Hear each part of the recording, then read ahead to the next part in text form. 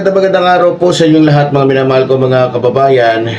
Sa araw pang ito'y pag-uusapan po natin yung tungkol po sa impeachment laban po kay Vice President Sara Duterte. Alam niyo po mga minamahal ko mga kababayan, marami pong nagtatanong kung ito bang si Vice President Sara Duterte ay dadalo. Kung siya ba ay dadalo o haharap sa impeachment. No? Ngayon, mga minamahal ko mga kababayan, kung mapapansin po ninyo, pagkatapos po niyang umiyak ng umiyak, magdrama doon sa Davao City, pagkatapos nun, sabay lipad, sabay gala na naman, na kung saan yung kanyang responsibilidad sa ating bansa ay talagang hindi niya ginagawa. No?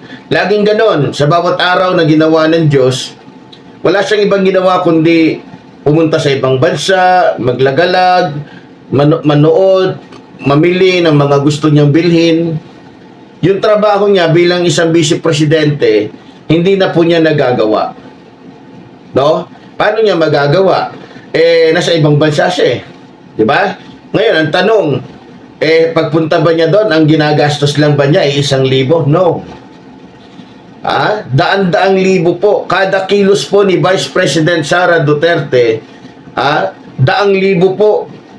Kada kilos, isipin nyo, kada kilos niya, daang libo ang ginagastos niya. Na kung saan, hindi po natin maitatanggihan, yan po ay pera ng taong bayan. Diba? Ngayon, bakit nga ba laging nandoon ngayon si Vice President Sara Duterte sa ibang bansa? Bakit yan ang ginagawa niya? Imbis na paglaanan na panahon o paghandaan yung kanyang pagharap sa taong bayan sa mga katanungan na matagal niya nang tinatanggi. Bakit? Unang-una po, ito sa akin lamang po mga kababayan. Ang tingin ko po dito, naniniguro po si Vice President Sara Duterte na pumunta sa ibang bansa para nang sa ganon ay hindi siya agad mahuli kung meron mang mga warrant na darating. Dahil para po sa lingid po sa inyong kaalaman, hindi lang naman po yung tungkol sa impeachment yung kanyang kinakaharap. Meron pa pong isa. Alam naman po natin, isipin po natin kung si Bongo, si Bato, at yung iba pa mga dating opisyal ay naisama doon sa mga pangalan o nailabas ng ICC na mga pangalan, si Vice President Sara Duterte pa kaya. Gayong sinasabi nga po ni Las Cañas na yung Oplan Tokhang na yan, sa panahon pa lang nung si Rodrigo Roa Duterte ang mayor, maging si Sara Duterte, ay nangyari na. Diba? So, sinabi ni Las Cañas na ang nagsuggest niyan ng ganyang plano ay walang iba kundi si Vice President Sara Duterte. So, ibig sabihin, ang plano ng Oplan Tokhang ay nagmula sa kanya. Diba?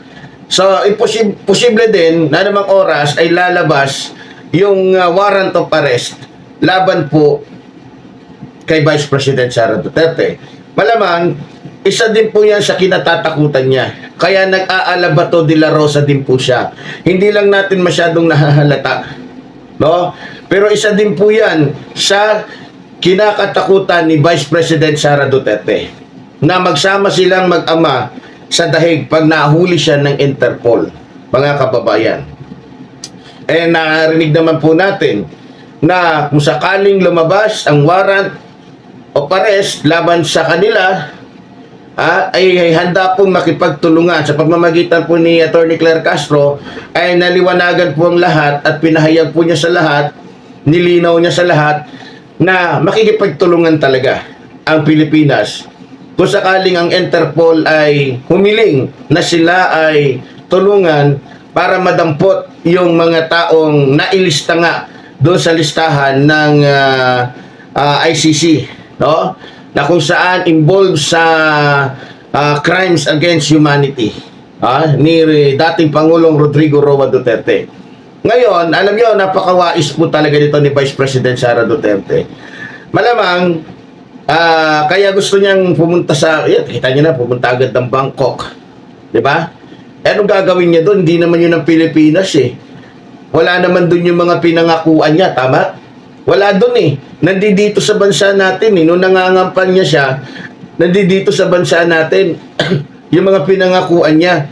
At marami siyang pangako na para sa bansang ito. Pero makikita nyo naman, palaboy-laboy lang itong si Vice President Sara Duterte na parang walang mandato. Na para bagang walang pinangakong mga pangako sa mga Pilipino. Yan ba gusto nyo maging presidente? Na yung nalalabi niyang oras bilang isang vice presidente ay inuubos niya sa paglalakwatsa.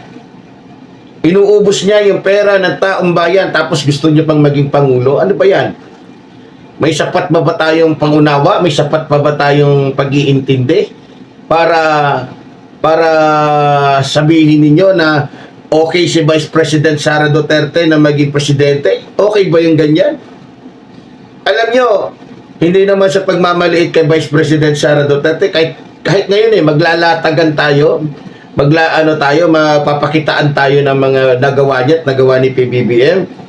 O huwag na lang si PBBM. Yung nagawa ni Vice President Leni Robredo at yung nagawa ni Vice President Sara Duterte, doon na lang tayo mag-base. Naalala ko noon, si Vice President Leni Robredo, walang hinihinging kahit anong confidential funds, intelligence funds, hindi humihingi ng bilyon-bilyon.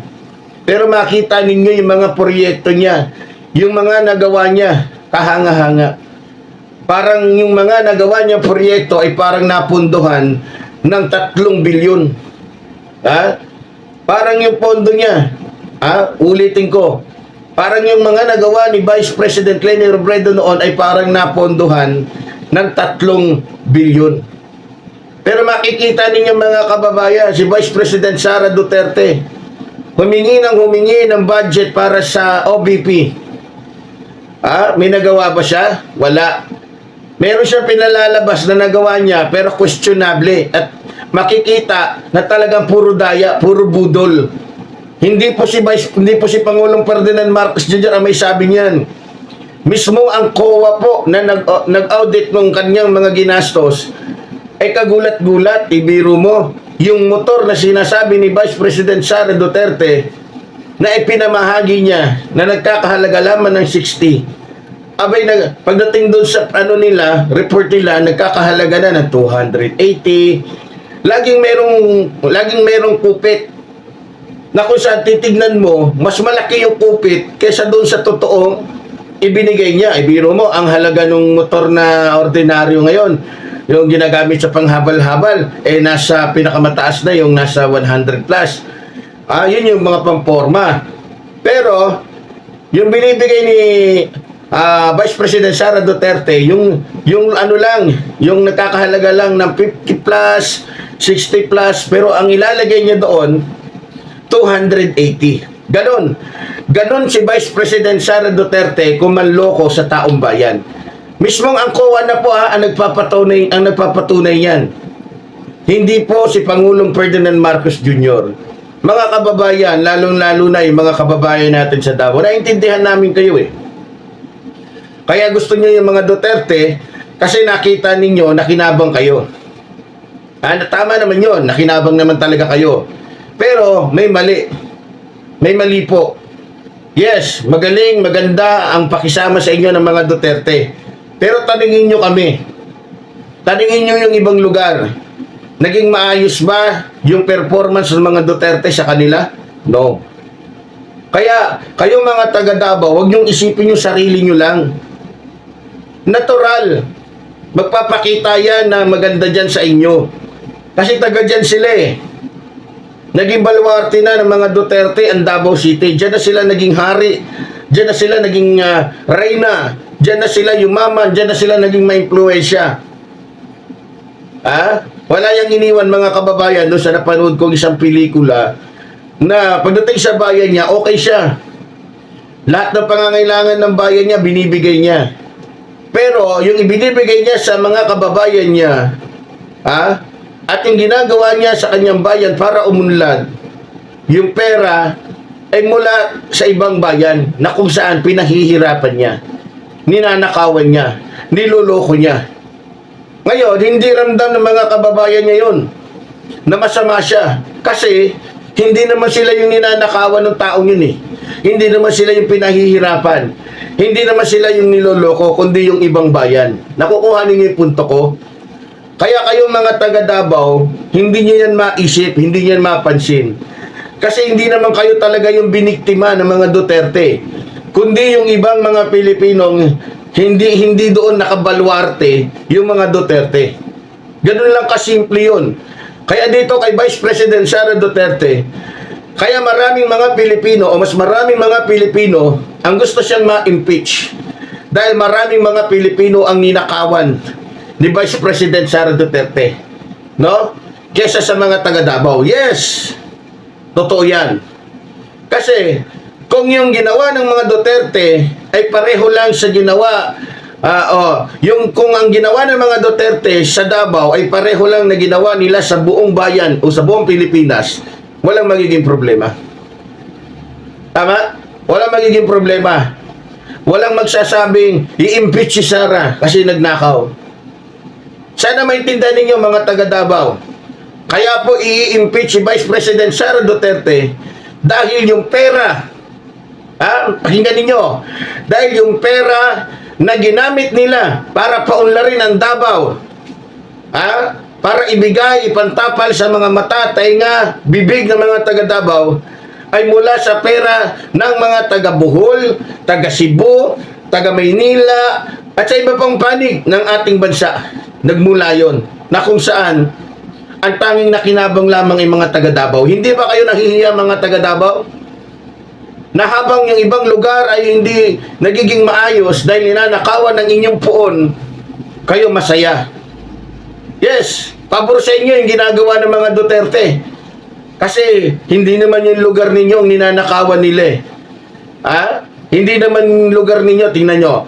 Isang halimbawa na lang. Bakit ba ginawa ni Bongo na lahat ng mga project noon ay isalpak sa Davao region? Siyempre, para maging mabango sila. Nakuha niyo yung style, pero yung ibang mga rehiyon, binaksakan ba nila, nilagyan nila ng sangkatutak na proyekto? Wala. Tanging sa Davao lang lahat nila inilagay. Bakit? Taga doon sila baluarte nila. So, ibig sabihin, naging makasarili sila. Kaya nga hindi napapansin, hindi nararamdaman ng mga Davao, hindi masyadong naririnig ng mga taga Davao yung sinasabi natin. Yung hinaing ng mga taga ibang lugar na kung saan nakaranas ng panluloko mula sa pamilyang Duterte. Ano kaya kung baliktarin namin? Ano kaya kung ginawa yan ng aming Pangulo sa inyo? Nainuna lang niya yung Ilocos, lahat ng proyekto doon lang sa Ilocos. Lahat ng ganito doon lang sa Ilocos. Diba?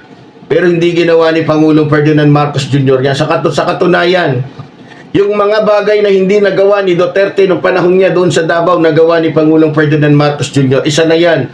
Isa na dyan yung pamamahagi ng bahay at lupa. Isa na dyan yung pagtulong na talagang wagas na pagtulong. Pero hindi taga doon sa PBBM. Nakuha ninyo kasi patas siya. Ayaw niya maging mabango lang siya doon sa isang lugar. Gusto niya maging maganda yung image niya sa lahat ng lugar. Ganun po yun mga kababayan. Yan po ang katotohanan. Pero ganun pa man, kung si Vice President Sara Duterte po, mga kababayan, ay mai-impeach, sana, handa siyang tanggapin ang mga kaparusahan laban sa kanya. No? At sana, umuwi siya, humarap siya. Bakit naman sinasadya niya na kung kailan mayroong pagdinig patungkol sa kanyang impeachment ay naglalayas siya? Yan ang estilo po ng mga Duterte. Mga duwag, mga walang paninindigan, mga sinungaling, makakapal ng muka. Yan ang mga nila, estilo nila. Magaling lang sila manira, magaling lang magtapang-tapangan. Pero ang totoo, wala naman talaga silang tapang. At wala silang muka na maihaharap sa taong bayan dahil mga sinungaling sila.